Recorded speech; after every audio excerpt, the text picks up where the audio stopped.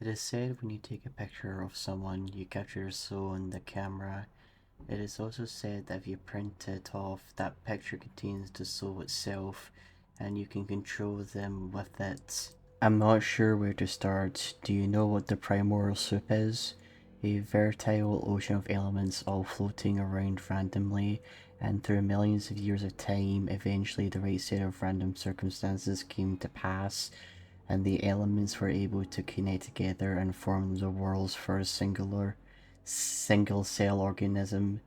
Now that's a really boiled down version of it, but I'm sure you get the gist. Fast forward a few billion years to the early 1990s when internet use began to rapidly accelerate.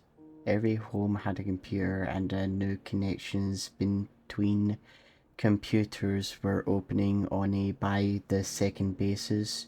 Trillions of bytes of data began to transfer around the world at the speed of light. Music, text, sounds, and most importantly, pictures. Now, if you take a picture of someone and capture their soul, what happens when that picture is converted to data and placed on your hard drive? Does the soul follow? 15 years later, we believe so.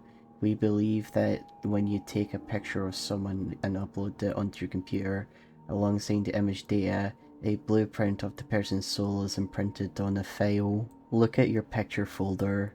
How many souls reside in there alone? This is just the beginning, though. These souls blueprints each retain pieces of a puzzle, parts of the soul itself as well. Recently, a group of hackers who refer to themselves as the Cardinals took an interest in this theory and began experiments. They found anomalies within the binary sequences of images based on similar features of the person they had taken a picture of, a binary DNA, if you will. These hackers had come to possess a set of three extremely important data files, one AVI, one JPEG, and one MP3, each of which possessing interesting unexplainable qualities. The first, Cradle.avi, depicts what appears to be a group of teenagers with a low-resolution camera exploring the basement of a house. The quality of the video is distorted beyond any comprehensibility, and the video is very grainy. For most of it, the camera is passed around the group, handed back and forth and jerked around too much to make anything noticeable out. But near the end, the camera turns at an odd angle and you can semi-clearly make out a young girl standing in a corner, facing the wall. Her hair is long and black and she's wearing some form of white dress. You can only see her for a split second, but many people who watched the video claim there seems something wrong with her, like she's a bit deformed, but not in a way anyone can explain. Truly peculiar property of this video is what happens to the user's computer at the end of it. On the last second of the video, if not already so, the video will force full screen itself. Along with this, you're left with a 1 second looping clip of a window in a wall. It loops 15 times and then the girl is seen again standing on the other side of the window with her back to the viewer, slowly wavering back and forth. After a few moments the video ends and the user's computer permanently shuts down. Inspection has shown that the entire registry becomes completely corrupt, requiring the user to do a total wipe and restall. The second file is known as needles.mp3. This sound file when played goes on for about 3 minutes. It is extremely distorted. One can occasionally make out some form of voice talking, but most of the sound is some form of groaning, rolling, and growling, roaring, roar. Users who listen to this file often experience extreme nausea and loss of balance for a brief period of time. The final file is known as burningman.jpg. The file name has nothing to do with what the actual image depicts. Instead, it displays a haphazard mess of overlays, meshed images of dolls on a hallway. There also seems to be an image of a man standing with his head cast down in the background, but the picture is too distorted to make anything out, much like the other files. The image, when downloaded and opened on a user's desktop, will proceed to stay permanently on screen on whatever program is open through. Not only that, but the program becomes disabled. Nothing else happens, the image just permanently sits there on your desktop, unclickable, unminimizable.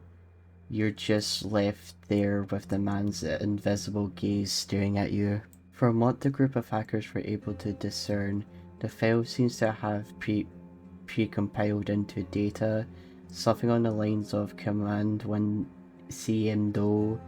Yeah, as complex and intricate as the program is, it works across all OS platforms. No one knows who the original creator is. In fact, few people have heard of it, as the file is uncopyable nor sendable.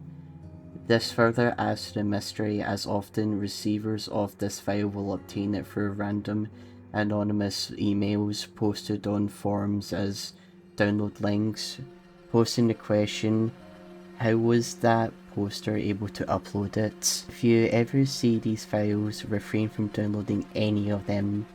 They all have varying detrimental effects on your computers, from taking out your whole registry, corrupting System 32, freezing your mouse, or crashing your computer.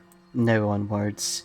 The group of hackers, the Cardinals, took to analysing these 3 files and comparing their odd behaviours. They had heard of other such strange files, images, data, etc., but were never able to get their hands on them, at least as far as we know, though rumour states they were in fact able to locate and collect all of the known files, like the original smile.jpg, barbie.jpg, and even suicidemouse.avi. Not even the grifter was able to escape their graphs, rumour states, but rumour also states the grifter video even exists, and that's another story. Nonetheless, with all these files in hand, the group lined them up and began to meticulously work through the binary one at a time, checking for similar strains and series of binary that matched. And they did manage to successfully do so. The legend states, the result was 7 individual executable files that did nothing, simply a gibberish pile of zeros and ones. They endlessly puzzled over these files, each taking an execute each. They decided to name themselves after themselves: lust, gluttony, greed, envy, sloth, wrath, and pride. At last, they attempted to line the files up.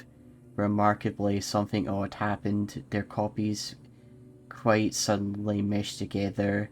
The result was a single, complete executable already named barelybreathing.exe. And what of this file? Well, not much else is known after this point. They were too smart just to execute it. They analysed the file every possible way, hex, binary conversions, anything to figure out what it would do. It was to no avail, even after being formed together.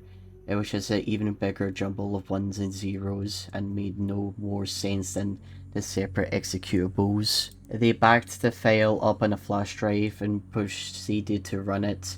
That was the last command found on their destroyed computers a week later. Their corpses had been disfigured beyond recognition.